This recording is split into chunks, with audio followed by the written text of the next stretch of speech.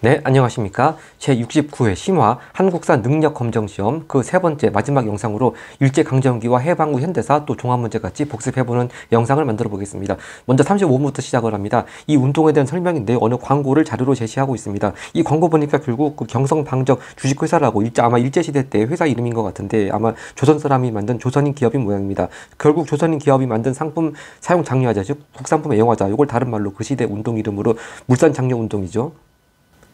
1920년대 전반에 있었던 실력 양성 운동 중에 하나로 물산 장려 운동, 그런 자료가 나왔습니다. 자, 그 물산 장려 운동에 대한 여러 가지 설명 4개 중에서 2개를 골라보겠습니다. 기억, 회사령 폐지 등이 배경이 되었다. 자, 회사령이라고 하는 건 한일합병 직후에 먼저 회사령이 만들어진 게, 일단 조선 사람들이 조선에서 회사를 설립하고자 할 때는 총독부의 허가를 받아야 된다고 했죠. 그만큼 민족 자본이 성장하는 것을 억제하기 위한 목적이었는데 3.1운동 이후에 회사령이 폐지가 됐습니다. 1920년에 폐지가 됐는데요. 그 폐지가 되면서 이제 조선 사람들은 자유롭게 회사를 설립할 수 있게 되었지만, 또 그만큼 일본 기업들 더 자유롭게 한국에 조선에 들어올 수 있게 되었습니다. 그러니까 조선인 기업들이 많이 타격을 받겠죠. 그리고 이 한국사 시험에 또 잘 나오는 배경 중에 하나가, 제가 여기 플러스하고 썼습니다만, 조선 관세령이 또 이물에 폐지가 됐습니다. 즉 일본에서 조선에 수입하는 물건들에 대해서 관세가 폐지됐습니다. 그러니까 일본 상품들이 더 값싸게 조선에 들어올 수 있게 되니까 역시 조선인 기업들이 피해를 볼 수 있게 됐죠. 그래서 그런 조선인 기업들이 피해를 보는 것을 막고 조선인 기업이 만든 걸 애용하자, 그런 취지에서 물산장려 운동이 이제 전개가 되었습니다. 바로 여기 물산장려 운동이 여긴 안 나왔네요. 1920년부터 평양에서부터 처음 시작이 되었죠. 자, 평양에서 시작이 되었다고 하는 건 디귿선지에 있습니다. 일단 디귿은 맞고요. 그래서 기억도 맞습니다. 그리고 니은하고 리을은 답이 될 수 없는 게, 일단 한국중앙총상회는요, 일제강점기 때 만들어진 단체가 아니고 대한제국 시기 때, 그러니까 그 황국이 일제의 황국이 아니고 대한제국 황국을 말하는 겁니다.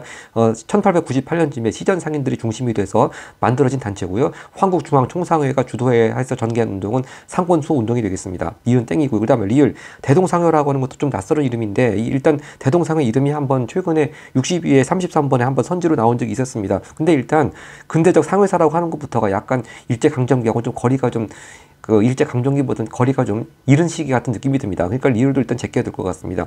정확히 말씀드리자면 이 대동상회라고 하는 회사는 1883년 한창 개화기죠. 이때 평안도 상인들이 중심이 돼가지고 인천에 설립된 유통회사입니다. 그러니까 일제강점기보다 훨씬 전이고 한국중앙총성회보다도 전입니다. 그래서 니은하고 리을 제끼면 답은 기억 디귿 2번이 되겠습니다. 자, 그래서 다시 한번 이 조선 물산 장려 운동의 배경은요, 회사령 폐지도 배경이 되고, 또 하나 조선 관세령이 폐지가 된 것도 배경이 되어서 조선인 기업들이 타격을 받는 것으로부터 보호하자, 그런 취지에서 물산 장려 운동이 시작이 됐습니다. 36번 가겠습니다.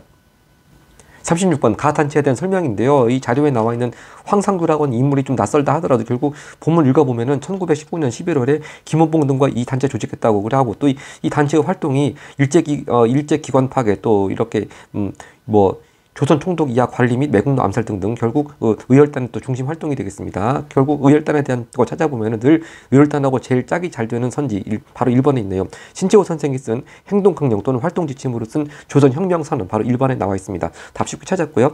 2번 선지 삼균주의를 기초로 한 건국강령, 이거는 대한민국 임시정부에서 1941년에 바로 조수왕 선생 등이 중심이 돼서 발표한 건국강령입니다. 삼균주의. 이 삼균주의 건국강령이 아마 앞전 시험에도 38번 3번 선지 나왔었기 때문에 아마 친숙한 선지였을 것 같습니다. 그리고 3번 선지, 잡지 개벽 등을 발행해서 민족의식 고친데요. 이 개벽이라고 하는 잡지는 천도구에서 발행했습니다. 단체 이름으로는 천도교 청년회에서 기관지 같이 발행한 잡지가 개벽이고요. 4번 홍콩공원에서 윤봉근 의사, 바로 이건 김구 선생이 조직한 한인 애국단의 활동이죠. 그리고 5번 조선 총독부의 국권 반환 요구서 제출, 바로 1910년대 국내 비밀 결사였던 임병찬이 만든 독립의금부, 잘 나오는 내용이었습니다. 37번 갑니다.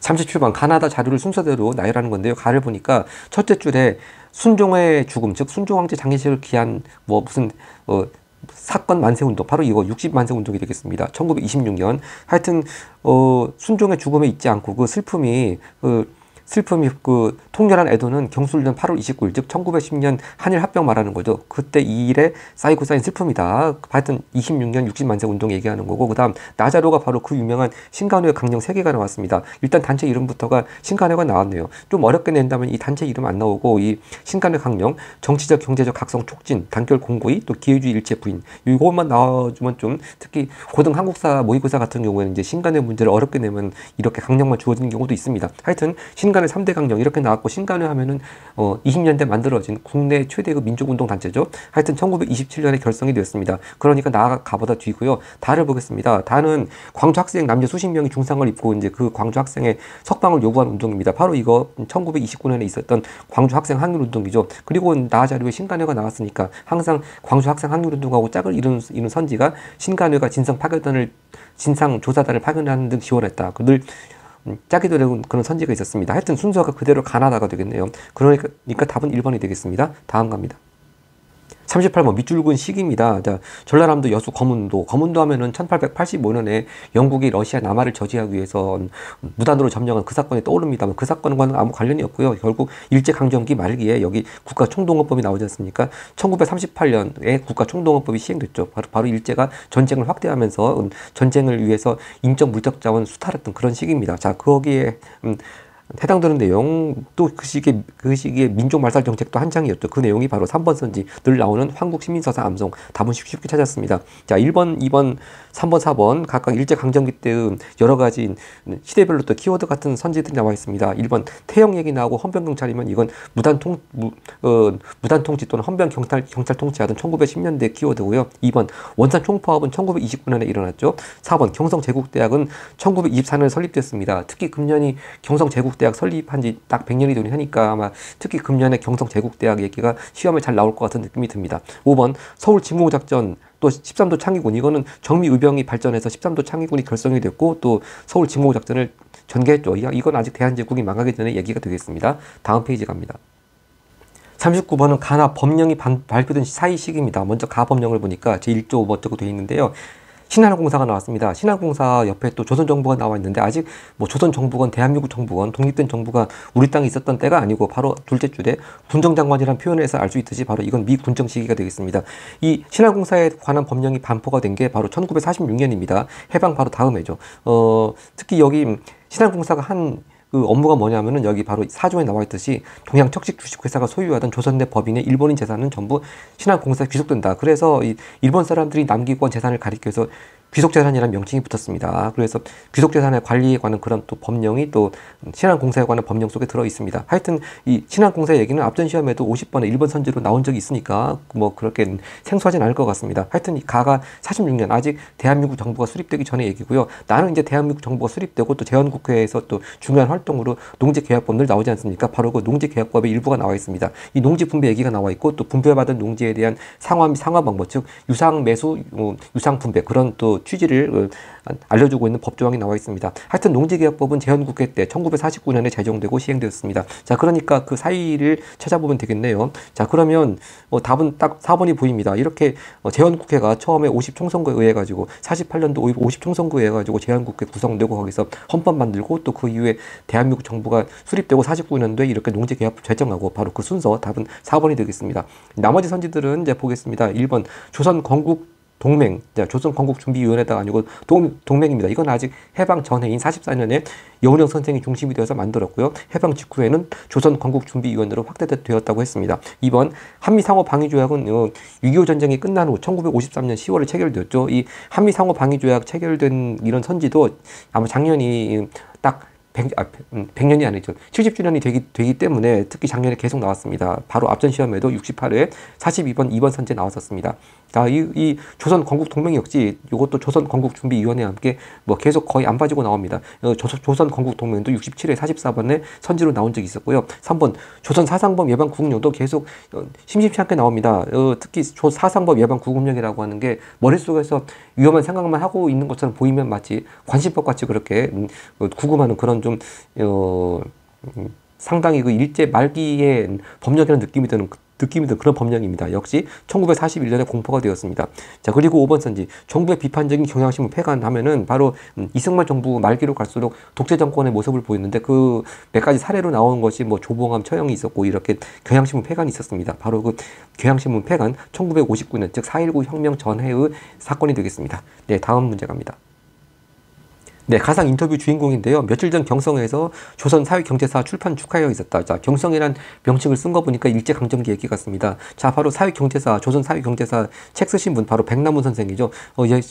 썼듯이 그 일제시대 때 여러 가지 역사 그 학파 중에서 사회경제사학 그런 계파로 불리고 있습니다. 자, 사회경제사학 여기서 강조한 내용이 뭐냐면은 우리 역사 전개 과정도 세계사 보편적인 발전 법칙에 따라 가지고 즉 다른 나라랑 마찬가지로 네 단계로 나누어져서 그 발전 과정을 다 이행했다. 자, 그 중에서 이제 뭐 원시 시족 사회와 삼국 정립기 노예제 사회 뭐 그거에 대해서 설명했다 그런 얘기입니다. 하여튼 그 백남은 조선 사회경제사 이거 의미가 이제 일제시대 때 이른바 그 일본의 식민 통치를 정당화하는 식민사관을 또 배척하는 그런 반박 논리로 또 의의가 있다고 하는 것이죠. 답은 3번이 되겠습니다. 즉 식민사관 중에 주요 내용 중에 하나가 이렇게 조선 사회는 이렇게 뭐 다른 나라 같이 역사 발전 단계에 따라서 발전을 쭉 해온 것이 아니고 어느 순간에 정체되어 있다. 예를 들어서 뭐 고대 봉건사회에 정체되어 있다. 그렇게 정체가 되어 있기 때문에 그걸 깨기 위해서 일본이 식민 통치해야 된다. 그런 논리였습니다. 바로 그 정체성 논리를 이렇게 반박하면서 조선 사회도 역시 다른 나라와 마찬가지로 발전 단계를 거쳐왔다. 결국 이건 아마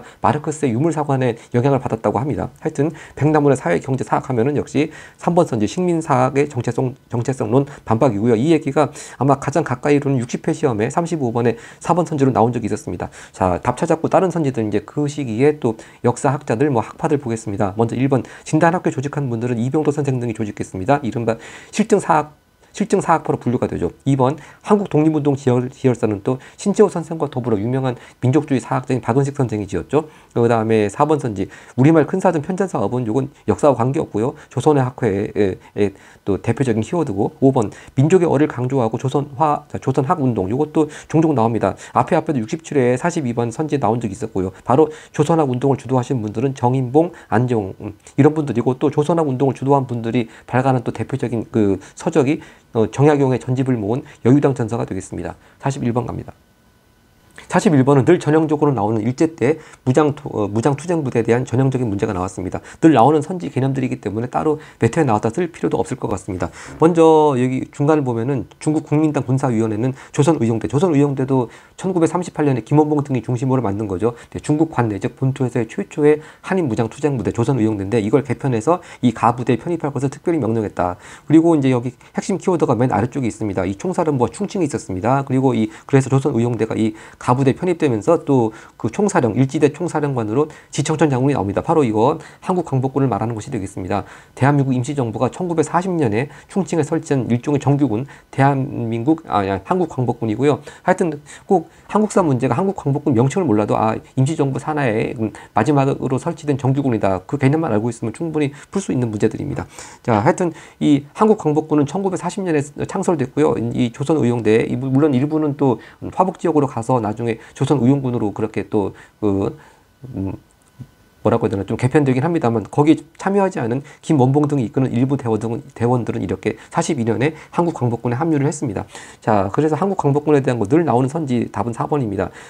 국내 정진군을 편성해서 국내 진공작전을 추진했다. 그래서 뭐 미군과 연합해서 국내 진공작전 추진 또는 뭐 영국군과 연합해서 버마 미얀마 전선에서 활약 늘 나오는 선지들 답은 4번이 되겠습니다. 네, 나머지 부대들 보겠습니다. 1번 자유시 참변으로 세력이 약화됐다. 자유시 참변은 1921년 연해주보다 훨씬 북쪽에 한국말로 자유시라고 하는 지역에서 있었던 참변이고 하여튼 그 사건으로 인해 가지고 세력이 약화된 부대 이름을 들자면은 대한독립군단이 되겠습니다. 2번 영능가 전투에서 일본군 승리했다. 영능가 전투하면 또 1930년대 전반에 만주사변 이후에 만주 지역에서 또 한중연합작전 즉 중국 의용군들과 또 한인 그 무장투쟁부대와 같이 연합작전을 했는데 그 중에서 이제 남만주 지역에서는 양세봉이 이끈 조선혁명군 바로 그 대표적인 전투가 영능가 전투고 또 다음에 또 북만주에서는 여기 나오는 본문에 나오는 지청천 장군이 이끄는 한국 독립군 또 대표적인 전투는 쌍성포 전투. 근데 이건 다 시기적으로는 지역적으로나 자료에 나오는 한국 광복군과는 좀 거리가 멀고요. 그리고 5번 선지 홍범도 부대와 연합해서 일단 홍범도 부대가 부대라 하면 대한 독립군을 말하는 것이고 일단 그 봉동 전투가 먼저 있었죠. 그 이후에 이렇게 같이 연합을 해서 청산리에서 일본군 격퇴한 부대는 김좌진 장군이 이끈 북로군정서 다 1920년입니다. 자, 그러니까 하여튼 이 자료들하고 이 정답 빼고 나머지 선지들은 시기적으로도 그렇고 공간적 배경으로도 그렇고 다 그 한국 광복군과는 차이가 있죠. 네, 이거 늘 나오는 개념들이기 때문에 쉽게 구별이 될 것 같습니다. 42번 갑니다. 42번 전쟁 중에 있었던 사실입니다. 장준호 전투를 기념해서 여기 일단 북한군 남침으로 시작되었다고 하니까 당연히 6.25 전쟁이죠. 굳이 뭐 쓸 필요도 없겠습니다. 특히 그 국군하고 유엔군이 북한 지역 북쪽으로 깊숙이 올라갔다가 중공군의 참전으로 해 가지고 특히 함경도 지역에서 아주 추울 때 미군 병력이 중공군한테 포위가 됐죠. 그 포위를 뚫고서 여기 4번 선제 같이 나오지만 흥남 철수 작전으로 이어지게 되는 그런 계기가 된 바로 전투가 장준호 전투입니다. 그래서 뭐 6.25 전쟁 하면 한국 사람들한테는 인천 상륙작전이 제일 많이 알려져 있습니다만 이 미국이나 중국에서는 또 장준호 전투가 상당히 또 유명하게 알려져 있고요. 각자 자기들 입장에 따라 가지고 또 기념하고 있고 영화도 만들고 있습니다. 특히 얼마 전에 중국에서 이렇게 장준호 전투를 기념하는 영화로 여기 나와 있듯이 뭐 북한을 돕기 위해 참전했다 그런 명분을 강조하면서 중국에서 쓰는 네 글자 용어가 있죠. 항미 원조, 즉 미국에 대항했다. 원조 조선을 구원하기 위해서 그런 표현을 쓰고 있어서 또 그 6.25 전쟁이 발발하는 배경으로 중국이 그렇게 승인한 그런 책임을 도외시하고 있는 거 아니냐 많은 비판을 받기도 했습니다. 하여튼 이 장준호 전투 기념비가 미국 버지니아주에 세워져 있습니다. 네. 그리고 그래서 아마 이 버지니아주에 있는 장준호 전투 기념비를 아마 2017년도에 문재인 대통령이 가서 또 거기서 기념하는 말씀도 하셨고 아마 그 말씀 중에 이렇게 4번 선지 같이 장준호 전투가 있었기 때문에 흥남 철수 작전도 성공리에 맞출 수 있었다 그런 말씀도 했던 것으로 뉴스에 나와 있습니다. 자, 그래서 답은 4번이 되겠습니다. 자, 이렇게 포위를 뚫고 미군이 포위를 뚫고 나왔기 때문에 흥남 부두를 통해 가지고 남쪽으로 안전하게 철수 작전을 성공적으로 할 수가 있었죠. 자, 근데 여기 흥남 철수 작전은 1950년 12월에 있었던 일인데요. 이 68회에 바로 앞전 시험수 42번 3번 선지에 흥남 철수 작전이 또 답으로 되는 문제였는데 여기서도 약간 문제가 좀 어려웠던 게 이게 단순히 6.25 전쟁 중에 있었던 일을 고르는 것이 아니고 그 중에서 서울 수복 이후에 있었던 일을 고르는 것이 되겠습니다. 그러니까 같은 6.25 전쟁 중이라도 50년 9월 28일 서울 수복 전의 일이냐 아니면 후의 일이냐 잘 그 인과관계를 알고 있어야지만 풀 수 있는 문제였습니다. 그래서 좀 더 보충적으로 말씀드리자면은 이 흥남 철수 작전은 50년 12월 그러니까 꼭 뭐 정확한 월은 모르더라도 일단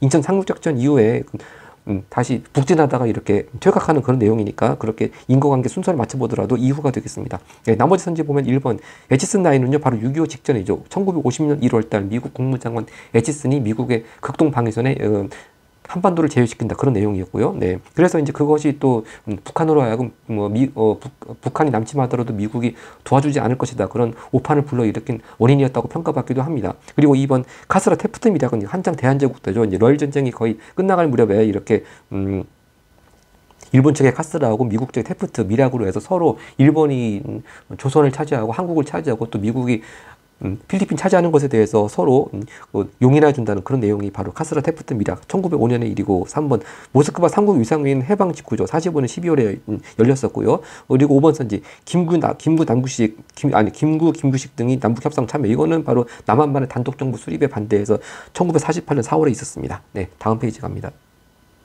41번 다음 성명을 발표한 정부 시기의 모습인데요. 내각 책임제 속에서 그리고 여기 또 부정선거 원흉 처단 바로 이 모습은 바로 내각 책임제 정도 하니까 바로 4.19 혁명 이후에 장면 총리의 내각을 말하는 것 같습니다. 아마 이 자료 속의 인물은 장면 총리 같아 보입니다. 여기서 말하는 부정선거 원흉이라고 하는 건 3.15 부정선거 말하는 것이죠. 자, 결국 4.19 혁명 이후에 개헌에 의해 가지고 내각 책임제 속에서 바로 장면 정부 때 그 시기 모습입니다. 야, 답은 그럼 5번이 되겠습니다. 이 장면 정부의 그때 헌법의 특징이 우리나라 헌정사에서 유일하게 양원제라고 그래가지고 국회가 단원제가 아니고 두 개의 국회가 유일하게 있던 때였습니다. 그래서 마치 상원 하원처럼 하원 상원처럼 하원 역할을 하는 것이 민의원 또 상원 역할을 하는 것이 참의원 그렇게 양원제 국회가 있었습니다. 그래서 뭐 양원제라고 표현하기도 하지만 또 구체적 명칭으로 민의원, 참의원 이렇게 나와도 잘 식별할 수 있어야 될 것 같습니다. 답은 5번이고요. 1번 선지. 국민교육헌장은 박정희 정부 때 68년 12월 달에 만들어졌으니까 그걸 읽고 있는 학생은 바로 그 이유겠죠. 2번 서울올림픽은 또 88년 9월 노태우 정부 때 개최가 됐고요. 3번 개성공단 착공식입니다. 자, 개성공단을 설치하기로 합의한 거는 김대중 정부 때 남북 정상회담 이후 공동선언에서 발표했습니다만 실제적으로 공단 착공식은 또 2003년 6월달 노무현 정부 때 착공이 됐고 또 노무현 정부에서 완공이 되었습니다. 4번 한평 고구마 피해 보상 투쟁인데요. 이것도 뭐 가끔 나오는 박정희 정부 때 사건으로 가끔 나옵니다. 1576년 11월부터 78년 5월까지 사이 있었는데 아마 전남 한평 지역의 그 농협 측에서 아마 고구마를 전량 매수해 주기로 약속했는데 그 약속을 지키지 않으니까 약속 이행하라는 그런 취지로 이렇게 장기간에 걸쳐 가지고 농민들의 피해 보상 투쟁이 있었습니다. 하여튼 박정희 정부 때 그리고 또 구체적으로 말하자면은 유신헌법이 시행되던 시기네요. 네. 그리고 44번 가겠습니다. 네, 44번 밑줄친 개헌 이후에 있었던 일인데 어떤 개헌인지 보겠습니다. 이번 개헌 안건인데 정족수 3분의 1을 채워야 되는데 이거 아마 소수점 0.333을 억지로 4.4.5입이라는 논리로 해가지고 여기에 미달되는 숫자밖에 그 찬성이 없었는데 결국 0.5 미치니까 버려야 된다 그런 논리로 해가지고 정족수 3분의 2 통과된 것처럼 그렇게 통과시킨 개헌 바로 이른바 4.4.5입 개헌이라고 그러죠. 바로 1954년의 일이었습니다. 그래서 이 4.4.5입 개헌 당시 이 자료가 앞에 시험 67호에도 45번 자료로 나왔습니다. 결국 그 내용이 개헌 당시 대통령에 한해서는 중임제함 철폐, 즉 그 당시 개헌 당시 대통령이면 이승만 대통령이죠. 그래서 이승만 대통령에 한해서 뭐 몇 번이고 계속 평생토록 출마할 수 있다. 그런 길을 터준 개헌이 바로 4.4.5입 개헌이 되겠습니다. 하여튼 그 이후 1954년 이유를 찾아보겠습니다. 먼저 1번 여수 순천 19 사건이라고 하는 게 이게 제주 4.3 사건과 관련이 있죠. 48년에 남한만 단독 정부 수립에 반대해서 제주에서 4.3 사건이 벌어지고 상당히 길게 갔습니다. 그래서 또 이제 10월 19일이면은 8.15 대한민국 정부가 수립된 그 이유인데요. 하여튼 그 제주 4.3 사건을 진압하기 위해서 군대 출동 명령을 내렸을 때 그 출동 명령을 거부한 군인들이 일으킨 사건이 여수 순천 19 사건 다 같이 48년도의 사건이 되겠고요.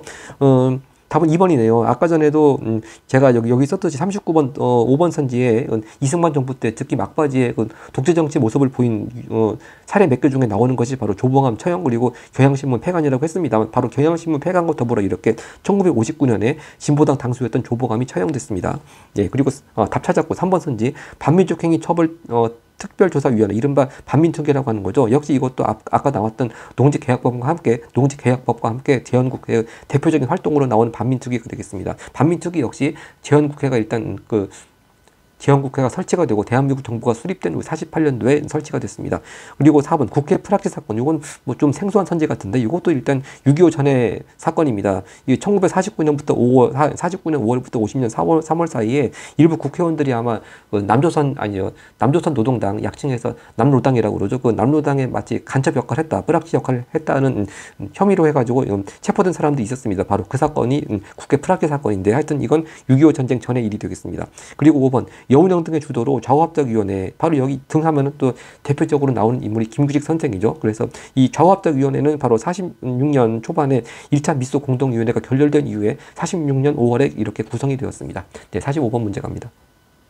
45번 가헌법이 시행된 시기인데요. 일단 이민혁명당 재건이 약칭해서 인혁당 사건이라고 그러죠. 특히 두 번째 줄 긴급조치 4.5 하면 역시 긴급조치라고 하면 가장 대표적인 유신헌법 시대의 또 그 악법을 상징하는 그런 그 법 내용이 되겠습니다. 긴급조치 4.5 즉 이 긴급조치라고 하는 내용이 또 유신헌법 시대의 키워드고 그러니까 주로 1970년대 중반의 일을 찾으면 되겠네요. 이 유신헌법이 1972년 12월에 공포가 됐죠.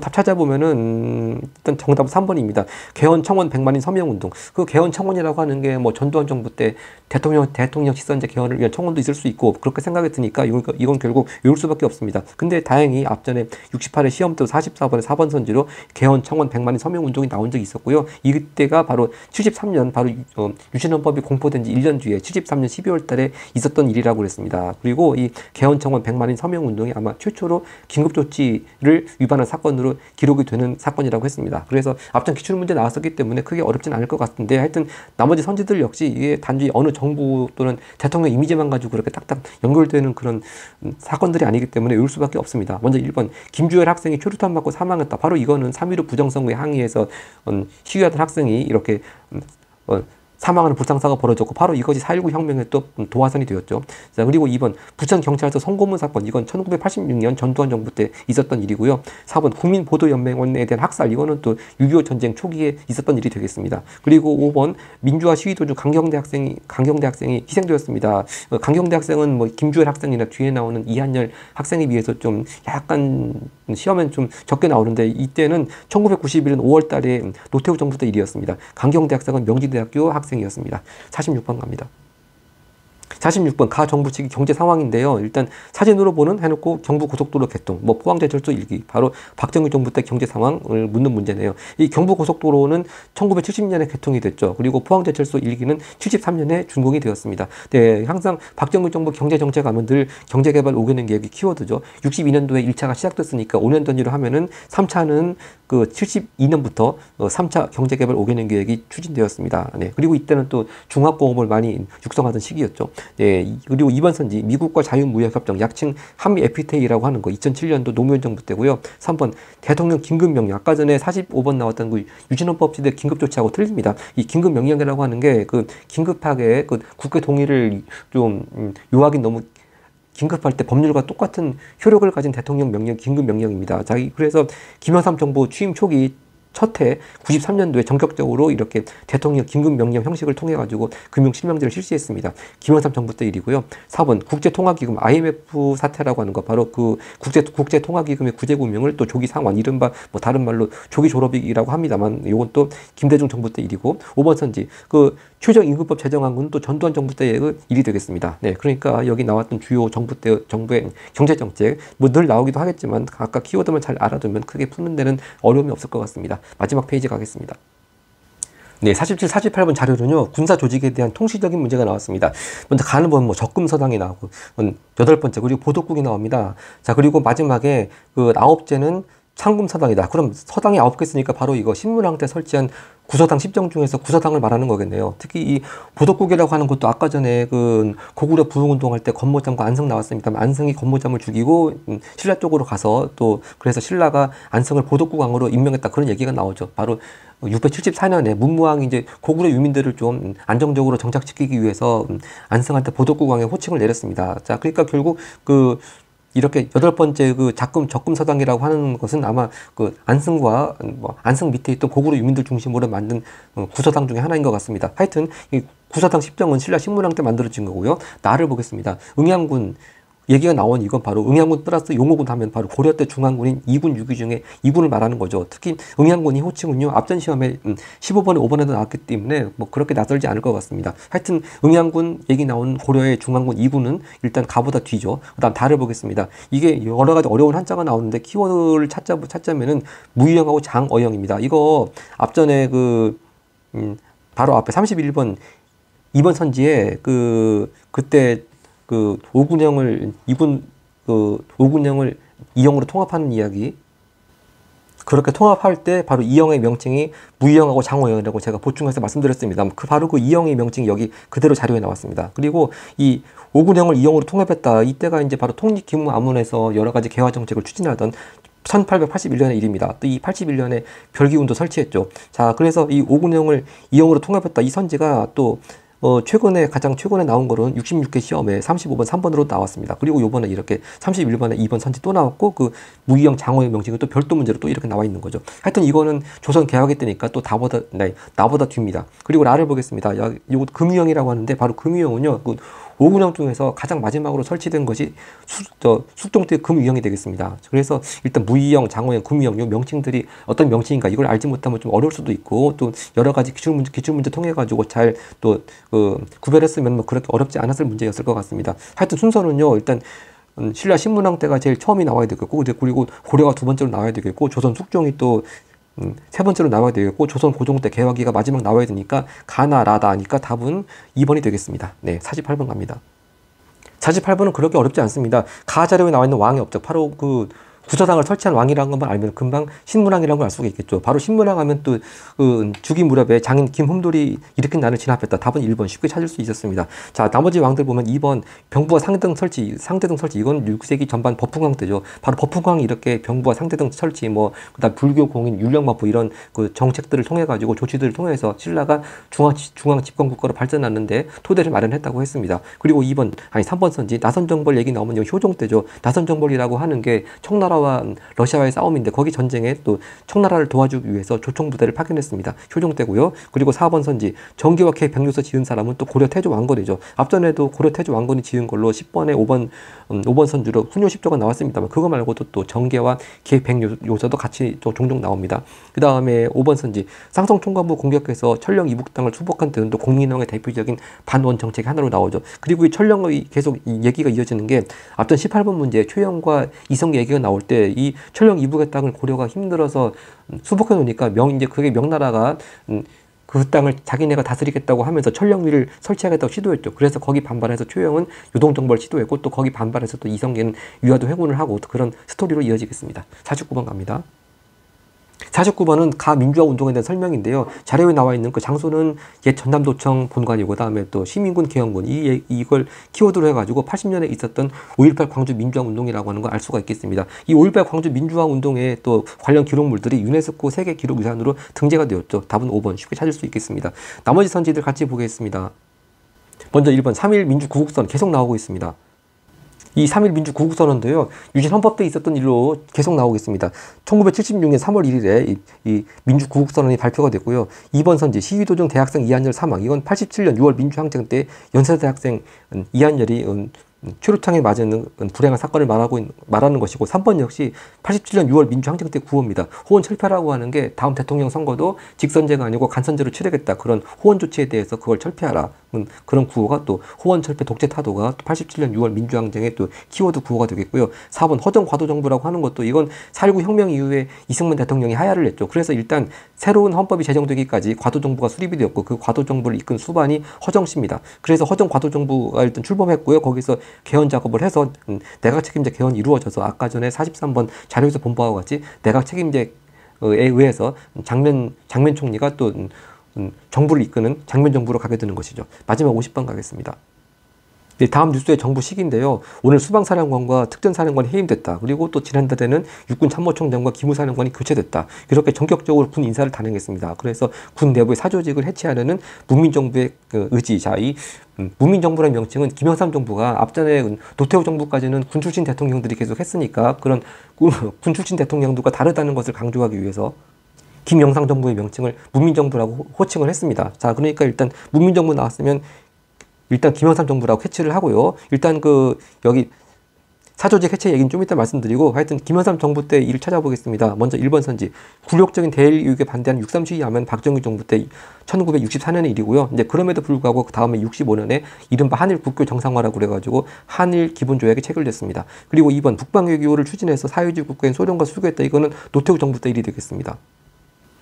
1988년 서울올림픽 이후에 이른바 북방외교라고 그래가지고 공산주의 국가들과도 활발한 교류가 이루어졌고 특히 소련 같은 경우에도 고르바초프 대통령의 계약개방 정책을 실시하고 그런 또 배경에서 이렇게 1990년대 전반 들어서 일단 소련과 수교하고 또 중국과도 수교가 이루어졌죠. 다 노태우 정부 때 일이고요. 3번 선지 남북조절위원회 하면은 72년도에 박정희 정부 때 7.4 공동성명이 발표됐고 그 7.4 공동성명을 이행하기 위한 휴회기구로 설치된 것이 남북조절위원회죠. 박정희 정부 때고요. 그리고 4번 국민기초생활보장법. 이거는 한창 IMF 사건으로 인해서 아까도 IMF 구제금융 얘기 나왔습니다만 바로 IMF 사태로 인해 가지고 많은 사람들 생활이 어려워졌습니다. 그래서 그런 경제적 취약계층을 위해서 국민기초생활보장법이 시행될 때가 바로 2000년 김대중 정부 때가 되겠습니다. 자, 그래서 답은 역시 답이 될 만한 5번밖에 없습니다. 바로 김영삼 정부 때 특히 1995년이 8.15 해방 50주년을 맞이한 해죠. 바로 8.15 해방 50주년을 맞이하는 그때 8.15 즈음해가지고 조선 총독부 건물, 당시에 대한민국 정부도 중앙청으로 사용하고 있었습니다만 그 조선 총독부 건물을 철거한 행사를 했습니다. 그래서 가끔 여기 역사 시험에도 그 철거 장면이 자료로 나오기도 하죠. 그리고 여기 역사 바로 세우기라고 하는 것도 이제 그런 일제강점기 그런 잔재를 청산하는 그런 것도 있고 여기 자료에 나오는 군 사조직 군 사조직 아마 이것이 최근에 최근 유행하는 서울의 봄 영화를 아마 모티브로 해가지고 문제를 만든 것 같은데, 바로 그 1979년 12.12 군사반란을 일으킨 또 군 내부 사조직이 바로 하나회죠. 썼듯이 바로 하나회를 이끄는 전두환, 노태우 장군 등이 12.12 군사반란을 일으켰고, 그래서 80년대, 90년대 전반까지 그렇게 전두환 정부, 노태우 정부의 또 배경이 되는 인물들이 또 하나의 중심 인물들이었습니다. 근데 이렇게 김영삼 정부 대통령이 취임하면서 전격적으로 취임 초기 이런 사조직에 가담했던 군 지휘관들을 또 이렇게 전격적으로 교체하는 인사 조치를 했다는 그런 내용이 되겠습니다. 자, 그래서 바로 그거 포함해서 이제 이렇게 1995년 들어와서 그 12.12 군사반란을 포함해서 5.18 민주화 운동 포함해서 그 전두환, 노태우 뭐 그런 하나의 출신 인사들에 대해서 처벌하고 재판에 넘기고 그런 조치들이 취해졌습니다. 그런 일련의 조치들이 다 합해가지고 역사 바로 세우기, 그렇게 이름이 붙여졌습니다. 그래서 아까 전에 금융실명제도 나왔지만 이 역사 바로 세우기, 그다음에 조선 총독부 건물 철거, 이것도 또 김영삼 정부 때 중요한 조치로 이렇게 종종 시험에 나오고 있습니다. 이렇게 해서 69회 심화 한능검 모두 해설을 마치겠습니다. 감사합니다.